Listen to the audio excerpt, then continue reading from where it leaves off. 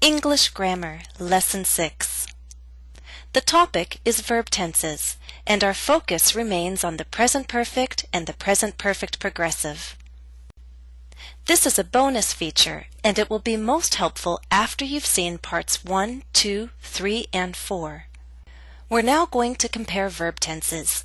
By doing so, I think you'll better understand and more effectively use the present perfect and present perfect progressive. Point 1.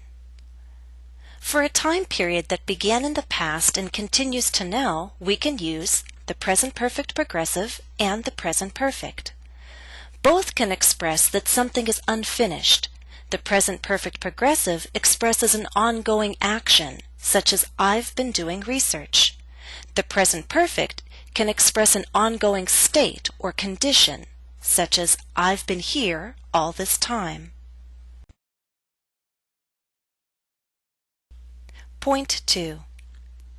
If we're only talking about an action, then the present perfect progressive expresses an ongoing action. It's unfinished.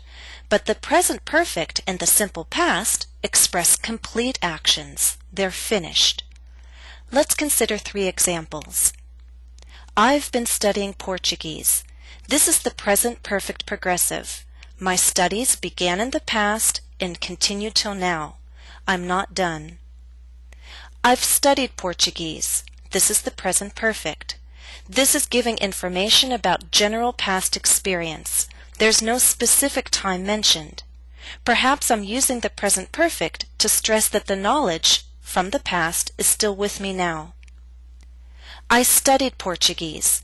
This is the simple past, and I'm telling you an action completed in the past. Point 3. Let's consider yet one more difference between the present perfect progressive and the present perfect. The progressive tense can suggest a more temporary situation. The present perfect can suggest a more permanent situation. Here are 2 examples. I've been living in Boston for about a year. I've lived in Boston for several years. The present perfect progressive suggests a more temporary state. It's appropriate for a shorter period of time. The present perfect suggests that my living in Boston is a more permanent situation. It's appropriate for a longer duration. Now consider the same idea expressed in the simple past and the simple present. I lived in Boston for 7 years. This period of time was in the past. There's no connection to the present. I don't live there now.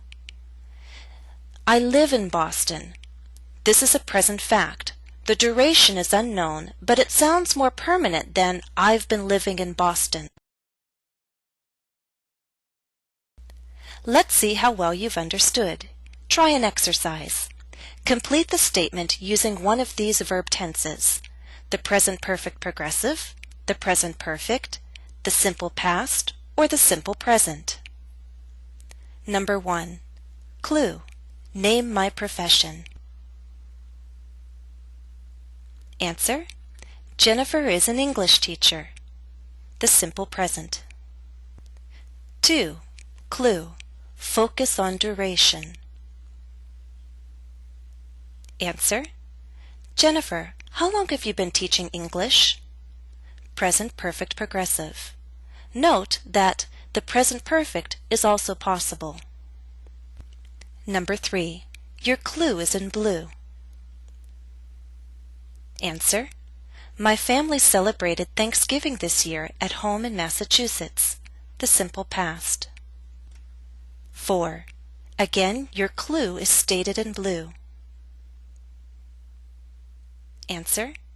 There's a lot to do before Christmas. I've already begun to bake cookies, buy presents, send cards, and decorate the house. I should finish everything on time. This is the present perfect. All right, that's the end of our lesson. Thanks for watching and happy studies.